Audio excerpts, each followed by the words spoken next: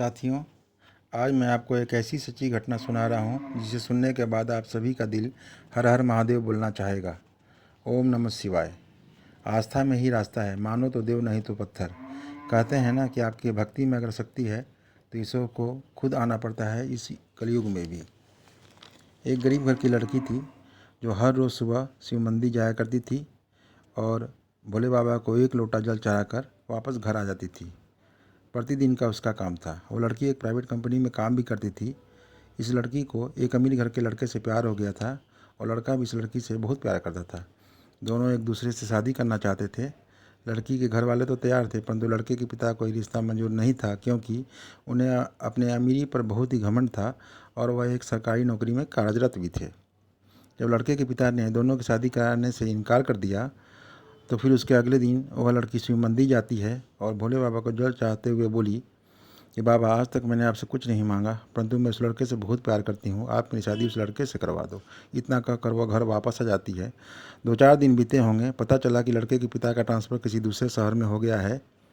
और उसी दिन शाम में करीब 7 बजे एक बुरा व्यक्ति बिल्कुल मैले कुचैले कपड़े पहने हुए लड़के के पिता के घर पर आता है और दरवाज़ा खटखटाता है। अंदर से लड़के के पिता आते हैं, पूछते हैं कि क्या चाहिए। इस पर वो बुरा व्यक्ति बोलता है, मुझे कुछ नहीं चाहिए, बस आप अपने लड़के की शादी उसी लड़की से करवा दो जिसे वह प्यार करता है, मैं तुम्हारा ट्रांसफ़र रुकवा दूंगा।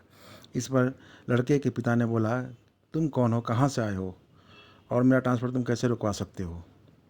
और एक नज़र उस बुरे व्यक्ति पर डालते हुए लड़के के पिता ने कहा कि ठीक है, तुम मेरा ट्रांसफ़र रुकवा दो, मैं भी इस शहर को छोड़कर नहीं जाना चाहता हूँ। अगर ऐसा होता है तो मैं खुशी से शादी करवा दूंगा दोनों का। कुछ दिन बीते होंगे, करीब 10-15 दिन। अचानक एक रात को 11 बजे फ़ोन आता है लड़के के पिता के पास कि आपका ट्रांसफ़र 3 साल के लिए रोक दिया गया है, क्योंकि जहां आपका ट्रांसफ़र हुआ था वहां किसी और का ट्रांसफ़र हो गया है। दोस्तों, है ना भक्ति में शक्ति, इसी को कहते हैं सच्ची भक्ति और सच्ची शक्ति। लड़के के पिता ने दोनों की शादी कराने के लिए जब तैयार हो गए तो वह बुरा व्यक्ति भी अचानक से उनके पास आता है और कहता है कि मैं भी शादी समारोह में उपस्थित रहूँगा। लड़के के पिता यह सुनकर गदगद हो गए और दोनों की शादी खुशी खुशी करवा दी। अचानक से लड़के के पिता का ध्यान आता है और वह उस बुरे व्यक्ति के पास जाते हैं, कहते हैं कि बाबा, आप रहते कहाँ हैं। तो वो बुरा व्यक्ति बोलता है, आपकी बहू मेरे बारे में जानती है, वह प्रतिदिन मेरे पास आती है, उससे बोलना, वह आके मिलवा देगी। दोस्तों, आपको ये कहानी उम्मीद करता हूँ अच्छी लगी होगी। हर हर महादेव।